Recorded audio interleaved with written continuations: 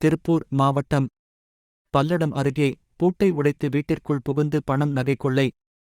இதுகுறித்து போலீஸ் தரப்பில் கூறப்படுவதாவது: திருப்பூர் மாவட்டம் பல்லடம் அருகே உள்ள கரைப்புதூர் ஊராட்சி சென்னிமலை பாளையத்தில் வசிப்பவர் சுப்பிரமணியம் வயது 60, இவரது மனைவி லட்சுமி வயது 50, இவர்களது மகன் பிரேம்குமார் வயது 27. அதே பகுதியில் உள்ள தனியார் பனியன் நிறுவனத்தில் பணியாற்றி வருகின்றனர்.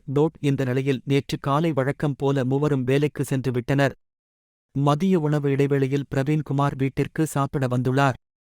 அப்போது வீட்டின் பூட்டு உடைக்கப்பட்டு கதவு திறந்து கிடந்துள்ளது.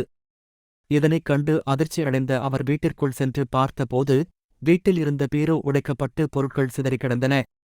அதில் வைத்திருந்த ரூ. 20,000 பணம் மற்றும் 5 பவுன் நகைகள் ஆகியவை கொள்ளை அடிக்கப்பட்டு இருந்தது.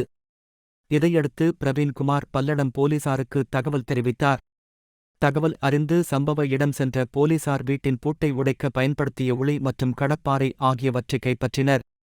மேலும் தடயவியல் நிபுணர்கள் வரவழைக்கப்பட்டு அங்கு தடயங்கள் சேகரிக்கப்பட்டது. இதற்கிடையே பீரோவை உடைக்க முயன்ற போது திருடர்களின் கையில் காயம் ஏற்பட்டு ரத்தம் சிந்தியுள்ளது.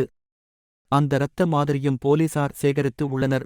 இதேபோல கரைப்புதூர் அருகே உள்ள குன்னாங்கல் பாளையத்தில் காலனி பகுதியில் வசிக்கும் நாச்சாள் என்பவரது வீட்டின் பூட்டை உடைத்து அவர் பீரோவில் வைத்திருந்த ₹20,000 பணத்தை மர்ம நபர்கள் திருடிச் சென்றுள்ளனர்.